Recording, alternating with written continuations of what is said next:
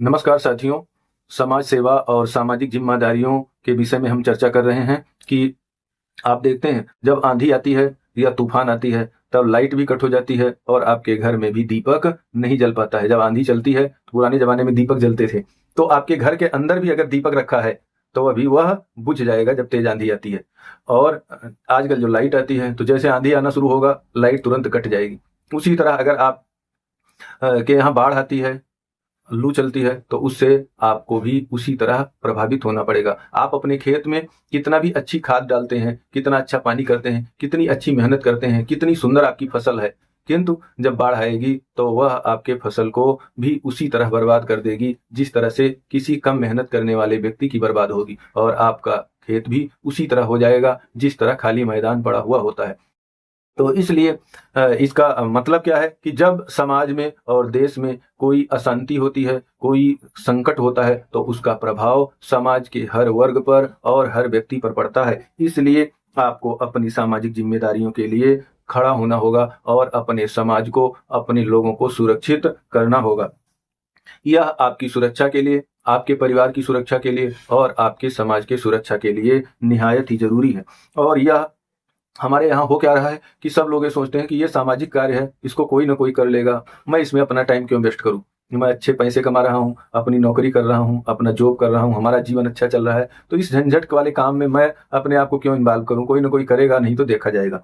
दूसरी सोच ये होती है कि यह सार्वजनिक कार्य है, कोई ना कोई तो कर ही लेगा इसको। हमको आशा होती है, हम करते तो नहीं है लेकिन आशा जरूर रखते हैं कि कोई ना कोई इसमें आके कूद पड़ेगा और इस काम को कर लेगा। लेकिन आज की डेट में स्थिति यह है कि सब यही सोच रहे हैं, एक छोटे आदमी से लेकर और नेता तक और बड़े अधिकारी तक सब यही सोच रहे हैं कि ये मेरा काम नहीं है। अधिकारी सोचता है ये इसके लिए मैं थोड़ी तनख्वाह ले रहा हूँ, मैं जिस कार्य के लिए वेतन ले रहा हूँ वो कार्य करूंगा, हमारी ड्यूटी निर्धारित है, मैं उतना काम करूंगा।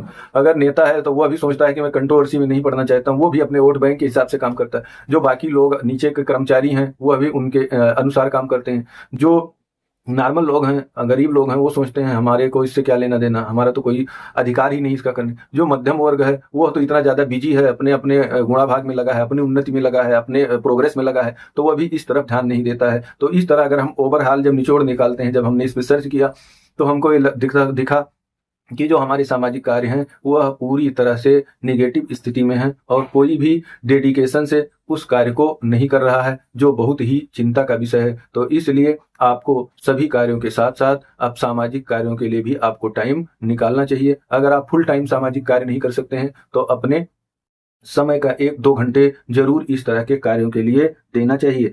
तो नहीं तो आप आशा में डूब जाएंगे और आपका समाज भी डूब जाएगा कि कोई ना कोई बचा लेगा।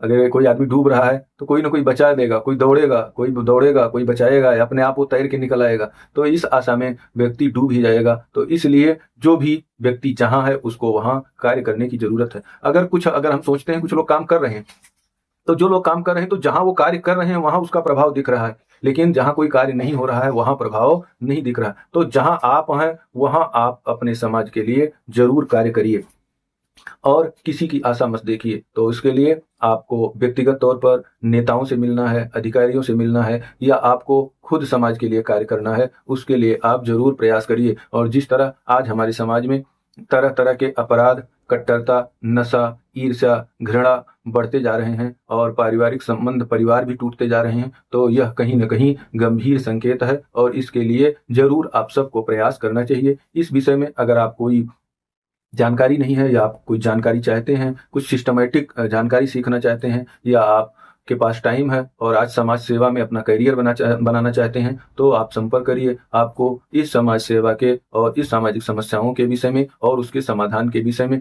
विस्तृत जानकारी दी जाएगी, जिससे आप इस तरह का कार्य कर सकें और अपने आप को समाज में अच्छा स्थान स्थापित कर सकें। उससे आपकी इज्जत भी बढ़ेगी, आपको पैसे का भी लाभ होगा और आपका परिवार व समाज भी सुरक्षित होगा। तो जरूर आप सब इसके लिए प्रयास करिए। तो धन्यवाद, नमस्कार।